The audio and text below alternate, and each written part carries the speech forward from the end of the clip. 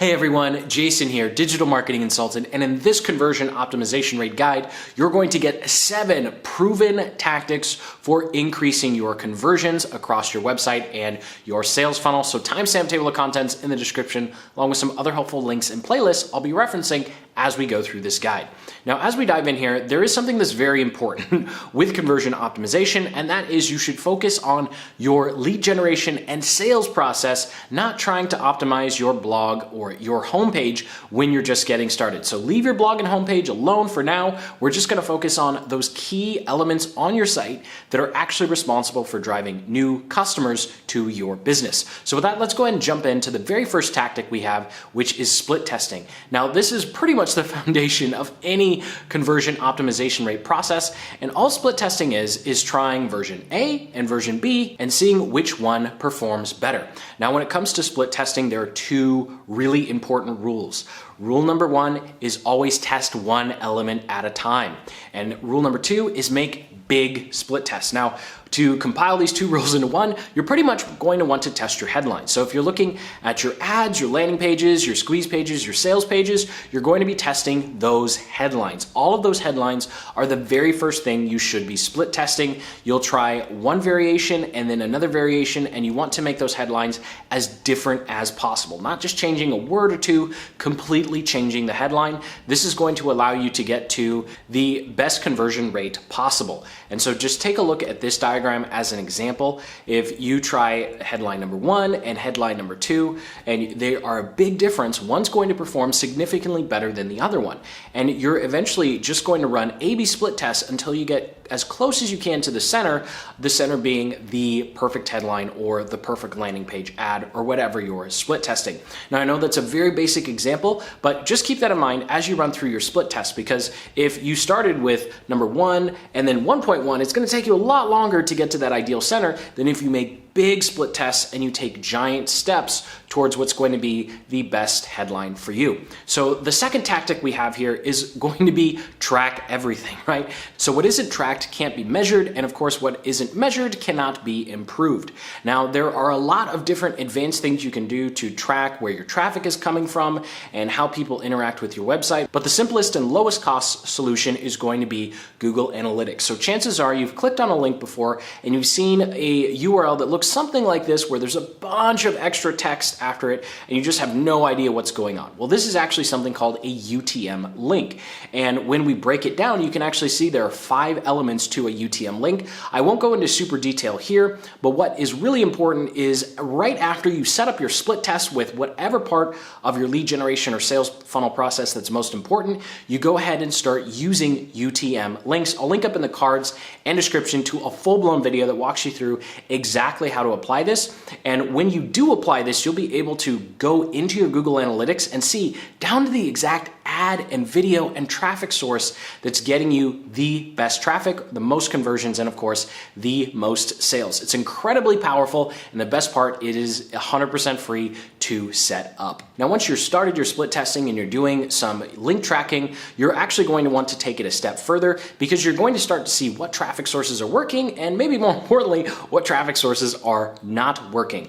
Or if you only have one traffic source, like I do pretty much 95% of our marketing here on YouTube, you'll know the exact blog post or video. So here what you want to do is to actually not split test your landing pages or your sales pages if you have multiple traffic sources going to them. So instead of having 1, 2, 3, 4, or 5 different traffic sources going to one landing page, you're actually going to want to create one landing page for each different traffic source. And this is because not all traffic sources are created equal. People who are coming from Facebook versus Pinterest or Google Ads or YouTube, they're all going to be coming from a different ad, and they're going to be coming in with a different state of mind. So you want to segment your traffic sources with different landing pages. And then you can use tactic number 1, which is A/B split testing after you run some traffic. So a quick little pro tip here: if you're just starting with a new traffic source, go ahead and take a landing page or a sales page that's already seems to be working really well. Don't split test it and run a week or 2 of ads.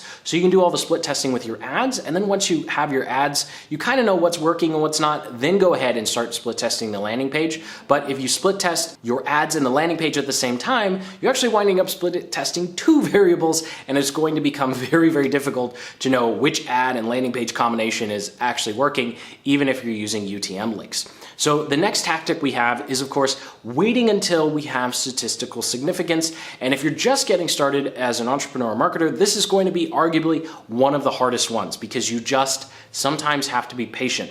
So this is a diagram of a quick breakdown of how many actions you need to wait for in order to start making decisions. So as you can see, you want to have at least 100 actions, whether it's 100 clicks, 100 opt-ins, 100 email opens, before you start making changes. And this just ensures that enough people go through your process for you to know that the averages that you're looking at are actually statistically significant. After all, we know if 5 people visit a page and they don't take the action you want, you're not going to say, okay, well, I guess this page doesn't work, right? We need to make sure that enough people have come to our page or seen our emails or ad, so the law of averages actually does average out and we're making decisions based on good data. Now, this next one is a little more pie in the sky nebulous. It's not really concrete, but it is very important because at this point in your conversion optimization rate process, hopefully you have a couple of sales, and now it's time to actually revisit your ideal customer avatar. Now, if you don't already have one, I'll link up in the cards and the description to a video that walks through how to come up with one using a data-driven method, even if you don't already have customers. But here,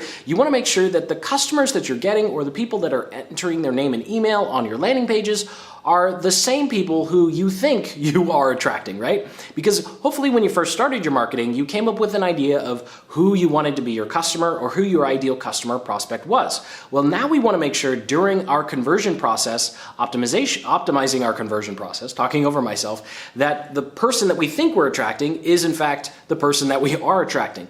Now, the simplest way to do this is to use just a quick little survey. You can use something like Google Forms. You don't have to pay for a solution to do this. And all you have to do is ask why they purchased and what they think is missing from your product or service. And so you want to ask, why did you buy from us versus all your other options? Because they always have other options.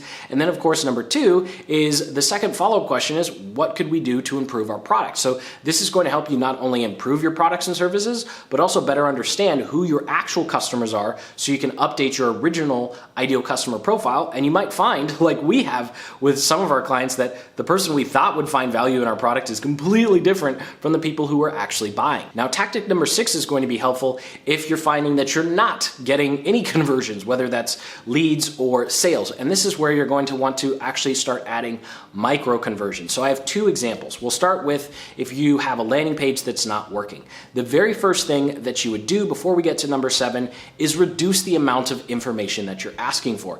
It can be crazy how much your conversions might skyrocket if you simply asked for less information. So you've probably seen a landing page or 2 where you go to and they want your name, your email, your address, your phone number, how big your company is, and then they ask you another 12 questions, and it's just ridiculous. Okay, well, probably not 12 questions, right? But you look at it and you go, I'm filling out a whole form here. I just wanted the free thing you were offering, right? So you don't want to do that to visitors who are coming to your site, even if you need that information later in your sales process. So all you want to do at bare minimum is just ask for their email, and if you want their name, you can ask for that as well, but don't ask for all that information up front if you're not getting the conversion rates you want, because you can always ask for that information later in the sales process.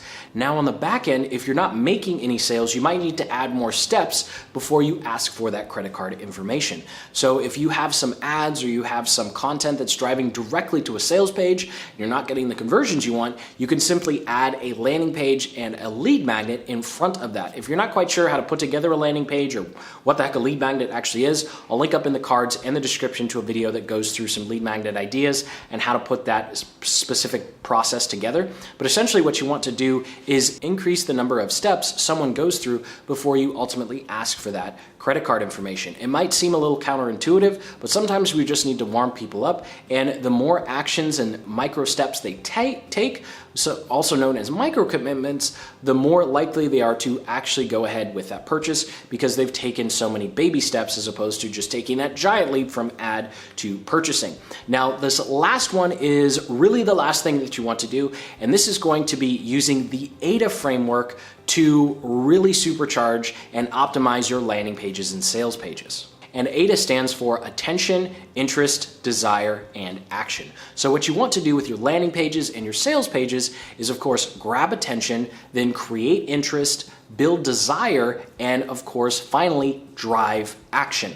So let's go ahead and take a look at a great example from a company called Mindvalley on how they use these elements throughout their entire landing page to ultimately drive action, the action that they want, which is to register for a free masterclass. So I like this landing page because it's nice and long. We can see here above the fold, this is everything that happens before someone actually scrolls down the page. You can see that their headline is grabbing attention. They have a sub-headline that clearly communicates what the offer is. And then there is a clear call to action, register for the master class. When you scroll down the page, you'll actually see that they have a section completely dedicated to interest. First, this video builds rapport and curiosity, so it creates interest around what this webinar will help someone do. And then they have bullet points and imagery to show clear benefits of the positive effects and benefits that could come from applying what they're about to learn in the master class. The next one is desire. Desire is a really great place to use trust seals if you have them, and testimonials, because ultimately human beings like stories and they like knowing that other humans got value out of whatever you're offering. So I get it, sometimes you don't necessarily have testimonials, and sometimes it might be a while before you do, and that's okay. But as soon as you do, adding them to your landing pages and your sales process is dramatically going to increase your conversion rates. And of course, finally, we have at the very bottom of their page another clear call to action. So if you want to learn more about the Aida Framework, I went through this one very quickly. We may take a much deeper dive. I'll link up in the cards and the description to a video that walks through how to use these and copywriting formulas to really supercharge your marketing. So thank you so much for watching. Sincerely hope you got some value out of this video. And most importantly, you're a lot more confident when it comes to optimizing your site for conversions. Remember, start with your lead generation and sales process, and then go ahead and start using these principles and tactics across the rest of your website. Hit that like button, subscribe for more deep dive marketing videos just like this one, and until the next, keep building the business you love.